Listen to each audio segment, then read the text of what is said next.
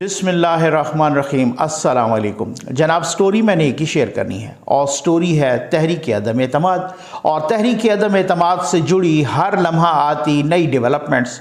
अब मुझे नहीं मालूम कि ARY में शहबाज गिल की रूह आ गई है या शहबाज गिल में ARY की रूह घुस गई है। ये आप फैसला कीजिएगा। मैं आपको क्लिप दिखाने लगा हूँ जिसमें वो बुग़्ज़ नवाज़ में अवाम को गालियाँ तक दे दी थी। अब थोड़ा सा इंतज़ार कीजिएगा। इसके साथ ही मैं ये भी बताऊँगा कि जनाब आज स्पीकर साहब ने कौमी असम्बली का इजलास पीर तक मुलतवी कर दिया है, 28 तारीख़ तक। ये क्यों किया है? साथ ये भी कि अब तहरीक इंसाफ एक नया शोशा छोड़ रही है। वो नया शोशा क्या है ये भी, और वो बड़ा इंटरेस्टिंग शोशा है, वो भी आपको बताना है।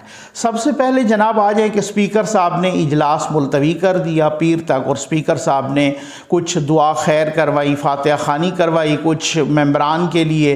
एक MNA साहब वफात पा गए थे, बाकी कुछ लोगों का नाम लेकर, और इस तरीके से फातिहा खानी हुई और कहा कि जनाब ये पिछली असम्बली भी इसी तरह की इतनी बार मुलतवी हुई, ये असम्बली भी, उससे पिछली भी, ये मिसालें देकर।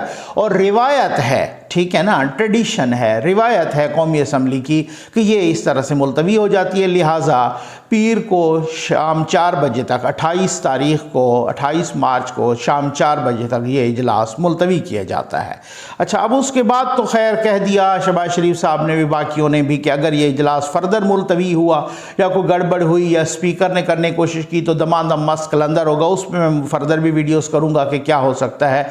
लेकिन अब मैं हैरान हूँ कि स्पीकर साहब माशाअल्लाह आप कब से ये हुकूमत इतनी रिवायात की एहतराम करने लगी है कि वो हुकूमत जो आइन की धज्जियाँ उड़ा रही है, जो कानून की धज्जियाँ उड़ा रही है, जो सारी की सारी एक आर्डनेंस फैक्ट्री के तौर पे मशहूर है, जो आर्डनेंसेस पे चल रही है, जो वो हुकूमत जिसने 14 रोज़ में इजलास बुलाना था, अपोजिशन कह रही है कि आर्टिकल 6 लगेगा अब स्पीकर पे, उसने 14 रोज़ में इजलास नहीं बुलाया।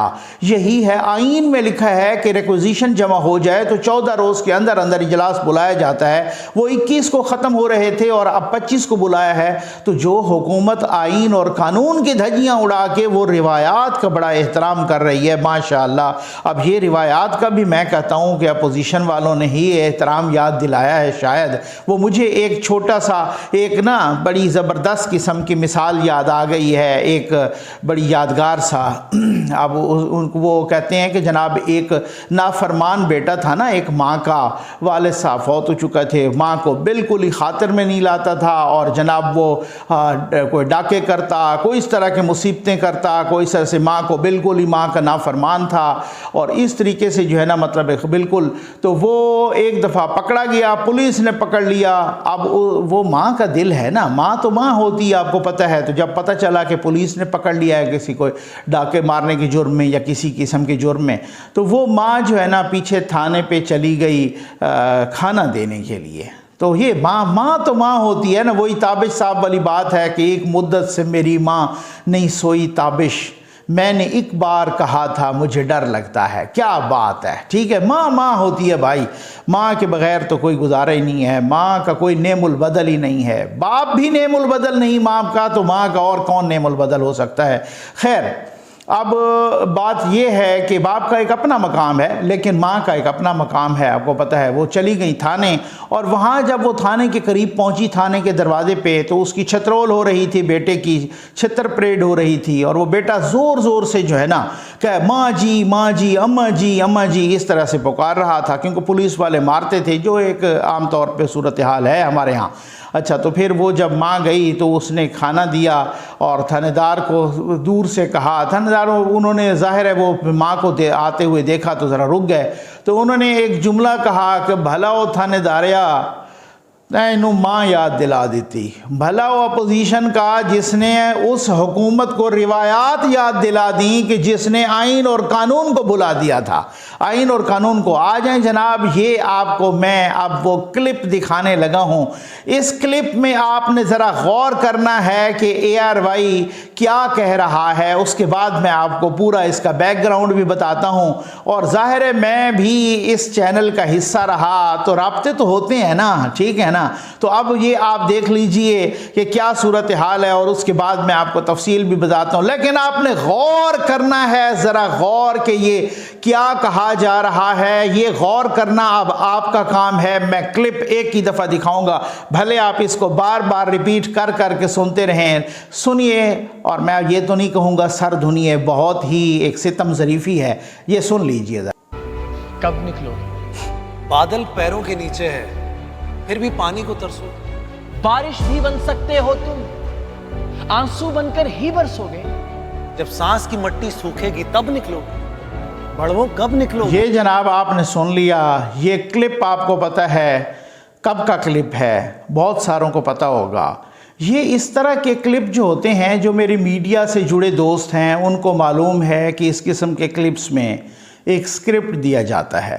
इस किस्म के क्लिप्स में एंकर एक नुक्ता तक नहीं बोल सकता, एक लफ्ज़ तक नहीं बोल सकता।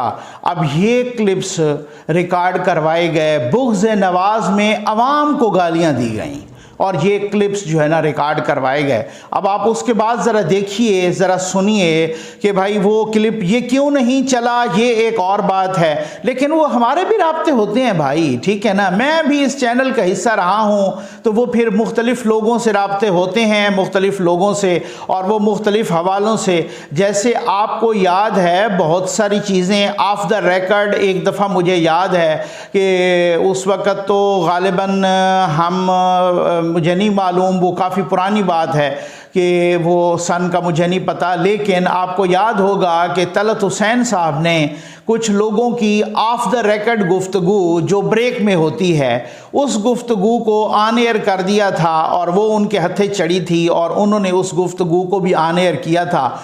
वो मुबशर लुकमान साहब की गुफ्तगू थी, और साथ ही महर बुखारी साहबा थी, उस वक़्त वो एक और चैनल पे थे, और जनाब वो इंटरव्यू हो रहा था मलिक रियाज साहब का। तो ब्रेक के दौरान किस किस्म की गुफ्तगू हुई, वो उनके हथे लगी, तो वो उन्होंने ऑन एयर की थी। बहुत सारे पुराने दोस्त नाराज़ भी हो गए थे, काफ़ी अरसे तक नाराज़ रहे। तो अब ये भी एक ऐसी गुफ्तगू है, लेकिन इस गुफ्तगू में कोई एंकर का मैं समझता हूँ इस वजह से नहीं कसूर, क्योंकि ये वो लिखा हुआ स्क्रिप्ट। अब वो मुझे ये भी पता चला ऑफ द रिकॉर्ड मुख्तलिफ सोर्सेस से कि उन्होंने इसको जो है ना बहुत एहतजाज भी किया, और दूसरी बात ये है कि फिर उसके बाद भी उन्होंने इस कदर एहतजाज किया कि इसको ऑन एयर नहीं किया गया।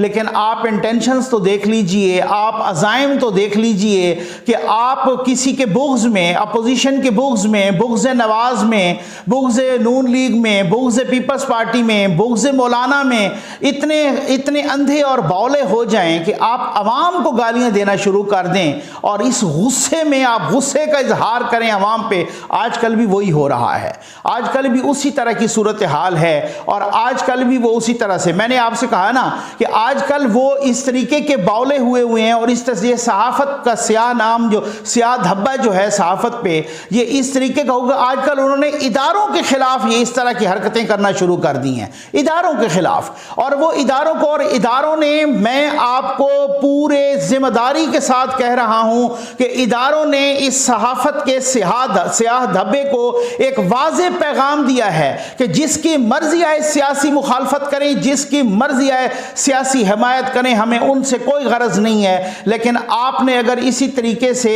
इदारों के खिलाफ कंपेन जारी रखी तो वो मंजी ठोकेंगे कि याद करोगे ये इदारों ने बहुत ही अच्छे तरीके से पैगाम पहुंचा दिया है। मुझे बहुत ही बावसूख ज़राए से यह पता चला है, बहुत ही बाखबर ज़राए से यह पता चला है कि नकवी साहब, इनको इदारों ने यह पैगाम पहुंचा दिया है, और आजकल उनको ज़रा सुकून है, आजकल वो इनडायरेक्ट बातें करते हैं। तो आप अगर किसी के बुग़्ज़ में या किसी की मोहब्बत में इतने अंधे और बावले हो जाएं, वैसे मैं आपको बताऊं ये किसी की मोहब्बत से ज़्यादा अपने मफादात की हिफाजत है। उनको मालूम है कि वो जो अरबों रुपए के टैक्स मुबय्यन मुबैना तौर पे वो हड़प करके बैठे हैं और उन पे इल्ज़ाम है कि अरबों रुपए का टैक्स हड़प करके बैठे हैं। आप लोगों ने देखा होगा, मीडिया पे आया था, बाकायदा जियो ने कितने दिन चलाया था कि इनको कितने अरब का नोटिस आया है टैक्स जमा करवाने का FBR से, और वो इन्होंने नहीं जमा करवाया।